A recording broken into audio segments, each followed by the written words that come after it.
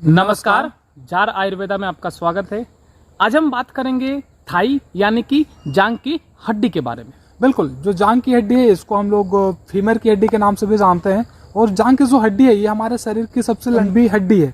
और ये जब हड्डी हमारी टूटती है या फिर फ्रैक्चर होती है तो इसमें जैसे आप लोग जानते हैं जो हड्डी है, हड्डी के अंदर में जो बोन मेरो पाया जाता है जो हमारे शरीर में खून का निर्माण करता है। और जब हमारी हड्डी टूट जाती है तो कहीं ना कहीं जो सबसे लंबी हड्डी है इसका मतलब सबसे ज़्यादा जो खून है उसका भी निर्माण नहीं करता होगा।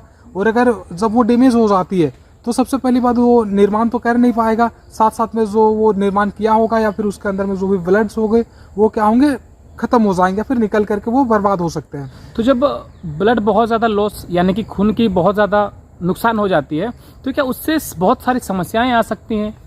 बिल्कुल, देखो अगर हमारे शरीर में खून एक निश्चित मात्रा में हमारे शरीर में पाया जाता है, जब उसका अगर लॉस होता है एक निश्चित मात्रा से अगर ज़्यादा अगर लॉस हो जाता है, थोड़ी बहुत कम बेसी अगर हो जाती है तो शरीर चलो मैनेज कर लेगा, वो संभाल सकता है, थोड़ा बहुत करके वो मैनेज कर सकता है। लेकिन अगर एक हिसाब से ज़्यादा अगर बर्बाद हो जाता है तो खून, तो कहीं ना कहीं हमारे शरीर में अलग अलग तरीके की समस्या का सामना करना पड़ सकता है। और बहुत ही ज़्यादा अगर मान लो आपका ओपन फ्रैक्चर हो चुका है, अगर हड्डी टूट करके बाहर निकल गई और ज़्यादा मात्रा में अगर खून बर्बाद हो जाता है तो बहुत कुछ कंडीशन में मतलब ऐसे भी देखा गया है कि मरीजों की मतलब जान तक चली जाती है। नॉर्मली अगर शरीर के दूसरे अंग की अगर हड्डी टूट जाती है तो इस तरीके का समस्या नहीं होता है, कम से कम जान तो नहीं जाता है। लेकिन अगर जान की हड्डी टूट जाती है और ओपन फ्रैक्चर हो गया है और ज़्यादा ब्लड सही समय पे कोई डॉक्टर के पास नहीं ले जाया गया, उसको अगर पट्टी वगैरह नहीं किया जा सका, तो इस तरीके का होता है कि पेशेंट जो है उनका जान तक जाने का खतरा रहता है और किसी किसी समय पे चले भी जाता है। जी, हमने काफ़ी सारे पेशेंट्स का ये देखा हुआ है कि उनको 4 महीना 5 महीने 6 महीने तक हो जाते हैं,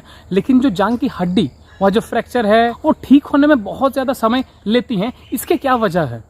बिल्कुल, देखो किसी किसी की ये जरूरी नहीं है किसी की कोई 4 महीना 5 महीना 6 महीना लेगी, हो सकता है किसी का 5 महीना 6 महीना भी लग जाए, हो सकता है किसी का 1 महीना 1.5 महीना में भी जुड़ जाता है। बिल्कुल, तो हर किसी का एक ही निश्चित समय पे जुड़ जाए ये बोला नहीं जा सकता है। हर किसी का शरीर अलग अलग तरीके का होता है। किसी का शरीर में देखोगे कोई अगर चींटी भी काट देती है तो उसका घाव बन जाता है।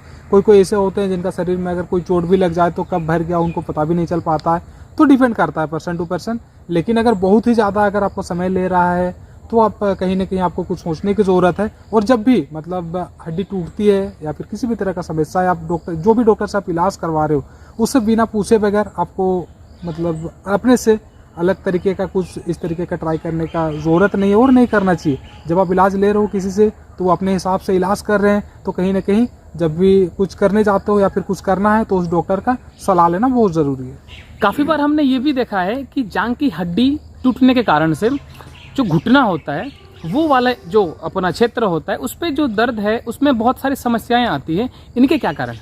बिल्कुल, देखो जब आपकी जांग की हड्डी टूट गई या फिर मान लो टिबिया फिबुला भी अगर टूट चुकी है आपकी, तो हड्डी का कोई मतलब नहीं है। आपके जो घुटना है या फिर नीचे का जो पंजा यहाँ पे मान लो दर्द होता है आपका, इसका हड्डी से कोई संबंध नहीं है, लेकिन फिर भी दर्द होता है। इसका कारण क्या है? कारण ये है जब आपकी मान लो अभी फीमर की हम लोग बात कर रहे हैं तो इसी की बात करते हैं। जब आपको जांग की हड्डी मान करके चलो अभी टूट गई है तो जब डॉक्टर के पास आप चले जाते हो तो वो क्या करते हैं, मान लो अभी आपको प्लास्टर चढ़ा दिए हैं तो प्लास्टर क्या ऊपर से लेकर के पूरा नीचे तक मतलब पूरा घुटना को जाम कर दिया जाता है, घुटना को मुड़ने नहीं दिया जाता है। जिसकी वजह से प्लास्टर जब भी हम लोग करवाते हैं तो कम से कम नहीं भी तो 1 महीना 1.5 महीना, किसी किसी कंडीशन पे तो वो 2-3 महीना भी रह जाता है।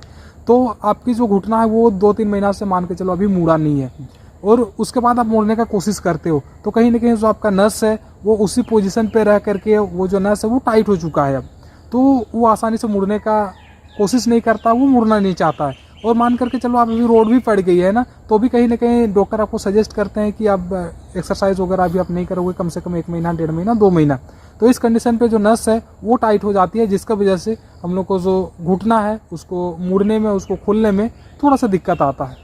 जी, तो जब ये समस्या उत्पन्न हो जाती है इसके बाद इसके समाधान क्या होता है? बिल्कुल, देखो अगर आपको ये समस्या हो चुका है कि भाई अब आपका घुटना जाम हो चुका है, वो हो सकता है आपकी 20 डिग्री 40 डिग्री मतलब कुछ हद तक आपका मुड़ रहा है लेकिन पूरा नहीं मुड़ पा रहा है, तो इस कंडीशन में आप क्या करोगे? इसमें देखो सबसे पहले तो आप ये काम करो हड्डी अच्छे से जुड़ जाए, पहले इस चीज़ पे काम करो। हड्डी अगर नहीं जुड़ी है उस पर अगर आप एक्सरसाइज करने लग जाओ, घुटना को लेकर के ज़्यादा आप ध्यान देने लग जाओगे तो हो सकता है आपकी हड्डी है वो ही नहीं जुड़ पाए, हो सकता है हड्डी फिर से खुल जाएगा ज़्यादा आप जोर देते हो। और जब हड्डी नहीं जुड़ी है तो आप ना मालिश कर सकते हो ना ही किसी तरीके का कोई आप सेकाई कर सकते हो।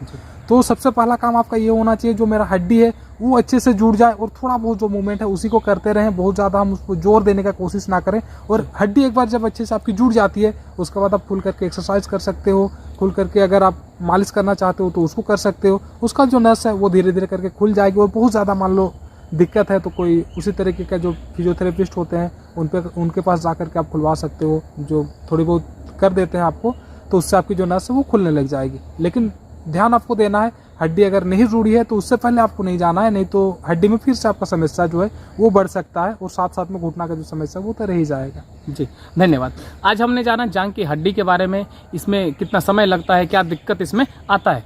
आज की वीडियो को हम यही समाप्त करते हैं। मिलेंगे अगले वीडियो में किसी अच्छी जानकारी के साथ, तब तक के लिए नमस्कार।